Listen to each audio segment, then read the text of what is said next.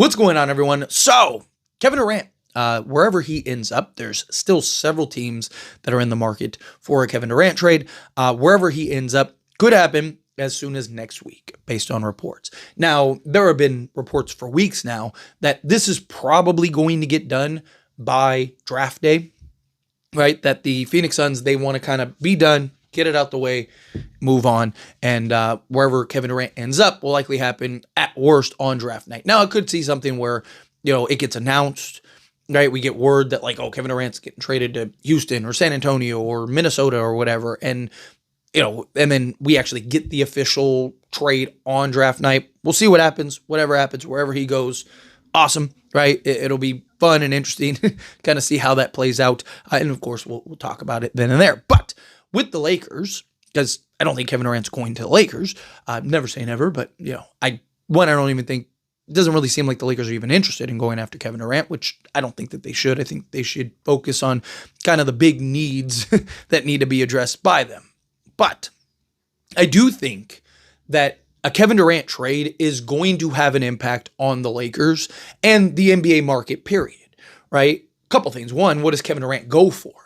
If he goes for an absolute haul, right, could that potentially shake up some of these other trades? If he goes for, peanuts, right, by a Kevin Durant standard, then that could make other trades easier. It's dude, Kevin Durant just went for the 14th pick, Devin Vassell and Harrison Barnes, right? And you want us to trade Dalton Connect the first and, 2 pick swaps or whatever for a Nick Claxton, right? And I get Kevin Durant's age and stuff like that, but still, he's still one of the top 15 players in the league, 20 players in the league at worst. He's still one of the most efficient guys in the league. He's still going to go get you, 25 to 27 points a night.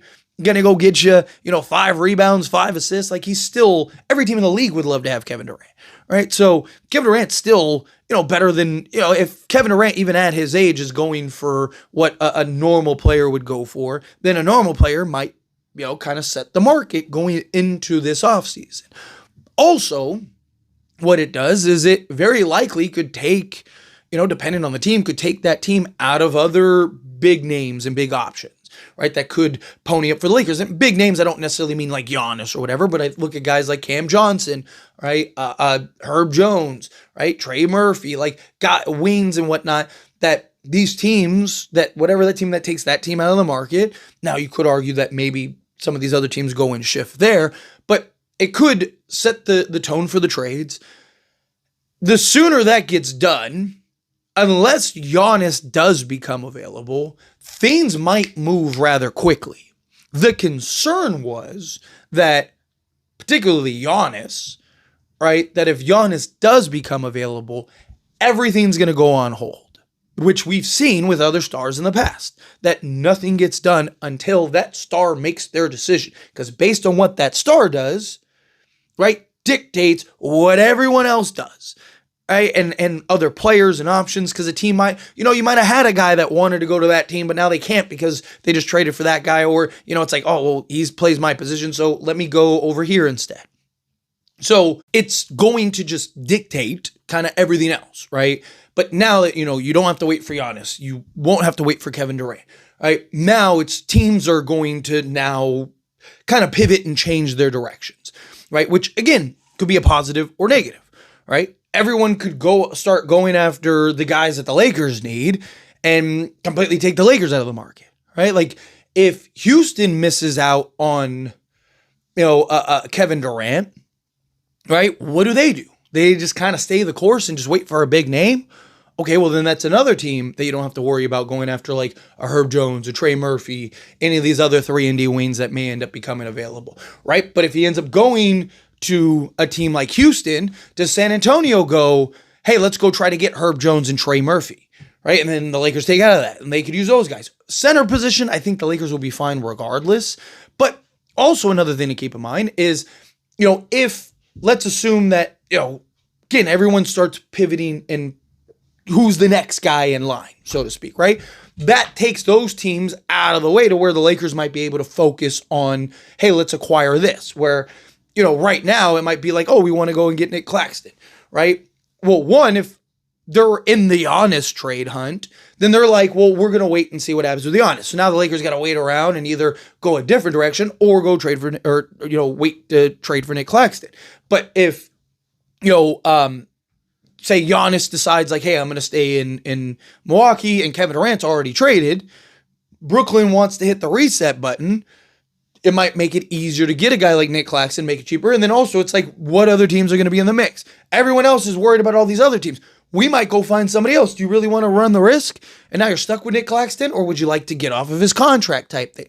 So point is that it could open up things for the Lakers in ways that, are in a positive manner. It could also make things a lot more challenging for the Lakers. And that's something else we got to keep in mind because, I talk about it all the time. The more options, the better, right? The more potential that's out there, the better. The more that, we keep hearing about this player and that player and this player and that player, right? And those are just players you hear about, right? We've seen how many times the Lakers have gotten guys that we haven't heard about, right? So the fact that there is an abundance of players is good. The more that is on the market and the fewer that there are teams that can now go and get said players, the more likely it is that a team like the Lakers can now go and get said players. So that could by itself really open things up for the Lakers and just put the Lakers in a much better position too, because it's like, okay, well, Kevin Durant's off the market. That takes one team out, right? That's going to be looking for, a player, a wing or wing depth or anything like that where, okay, well, now that's one fewer team. Well, if there's 10 guys and there would have been, 11 teams, right? Well, now Spurs are out of the mix. So now there's 10 teams. Well, the Lakers are getting one of those guys. It's just which one, right? And again, tension over here. Everyone's distracted over here. Maybe the Lakers could sneak through the back door to go and acquire other pieces. So it's going to be very interesting where I do think things are going to move quickly, which also could put the Lakers in a position where they could get everything quicker, right? So you have more time to kind of have guys get acclimated, worked in. Now they can start training with each other. Maybe you can get a couple early, practices, player practices and get guys working with coaches and stuff immediately because trades are already done and, they're officially, a Laker and whatnot rather than like, hey, whatever, we're 2 weeks from, camp and now we just signed everybody where it's like, no, like if you can get some of these guys, right? Like I'm not saying you have to sign everyone at once, but if you can kind of get some of the main pieces out of the way early, that puts you in position to go do all the other things and then boom, there you go. Now you can, kind of gear up and get ready for the upcoming season sooner rather than later. But again, just going to be interesting to see, what does the market look like post Kevin Durant trade, right? Do teams just kind of, right? Like I said, like a team like Houston, do they just kind of kick back and just wait, right? Do some of these other teams kind of kick back and wait? Does Kevin Durant, depending on where he goes, does that kind of put, like if he goes to a Minnesota, right? Does that kind of put these other teams on notice where it's like Minnesota was just in the conference finals twice? Are they the best team in the West? Right? With Kevin Durant? Talk about a team that, again, went to the conference finals twice.